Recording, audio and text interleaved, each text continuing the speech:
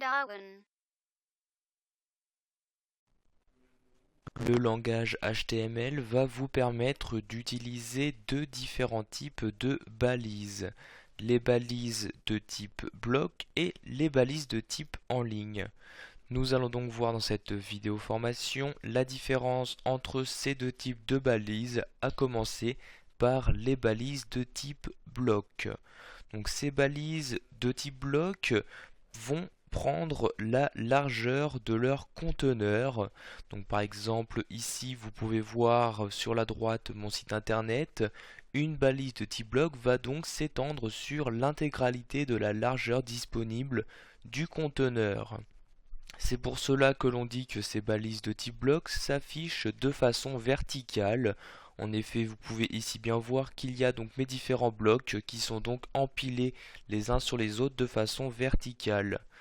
Par conséquent, ces types blocs sont utilisés afin de mettre en page les informations de votre site internet et vous pourrez par exemple retrouver dans ce type les balises H1 jusqu'à H6, les balises de paragraphe, etc. Maintenant, les balises de type en ligne. Donc ces balises de type en ligne, quant à elles, vont prendre la largeur du contenu. Donc par exemple ici, vous pouvez voir à nouveau sur la droite un exemple. La balise de type en ligne va donc s'arrêter lorsque le contenu à l'intérieur de cette balise s'arrête. Donc cela dépend donc de la largeur du contenu. On dit donc dans ces cas-là que les balises de type en ligne s'affichent de façon horizontale et ce type-ci est utilisé pour la mise en forme de votre document. Vous allez pouvoir retrouver dans ce type de balises strong pour mettre en gras, i pour mettre en italique, etc. Pour finir, vous devez savoir également qu'un site est un rassemblement de blocs. Donc ici, vous pouvez voir mon schéma. J'ai ici donc mon site internet avec différentes balises de type bloc et de type en ligne. Cette conception n'est pour le moment pas correcte. En effet, un site doit être donc un rassemblement de blocs.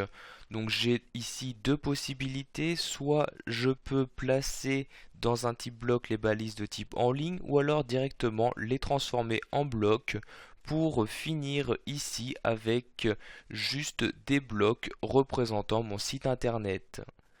Nous allons maintenant quitter ce diaporama et nous rendre sous Aptana.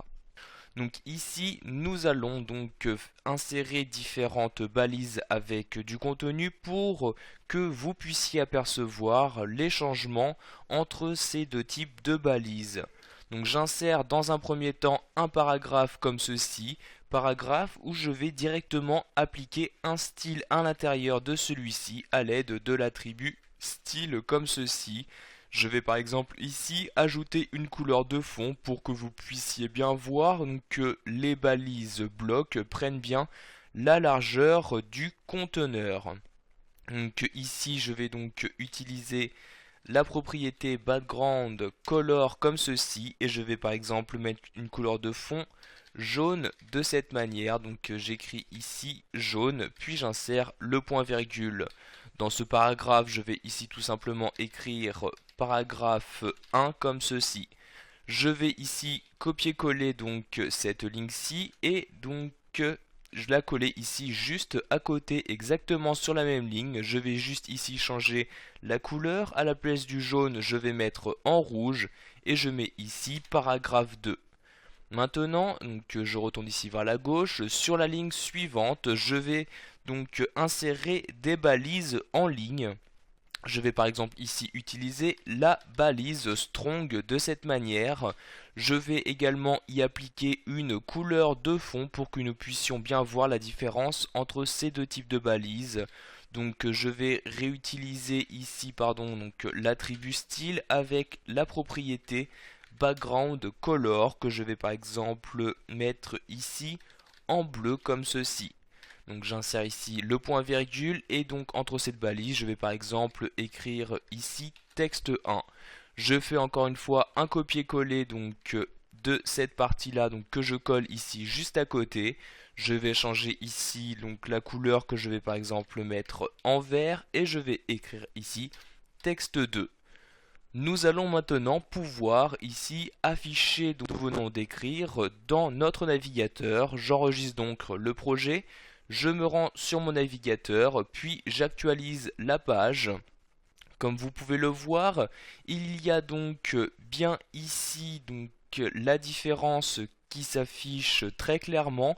Nous avons ici donc pour les paragraphes, donc il s'agit de la balise P et comme vous pouvez le voir, il s'agit bien d'une balise type bloc. En effet, donc la couleur s'est étendue sur toute la largeur de la page, ce qui veut bien dire donc que une balise type bloc prend bien la largeur du conteneur, alors que les balises type en ligne s'arrêtent donc au contenu.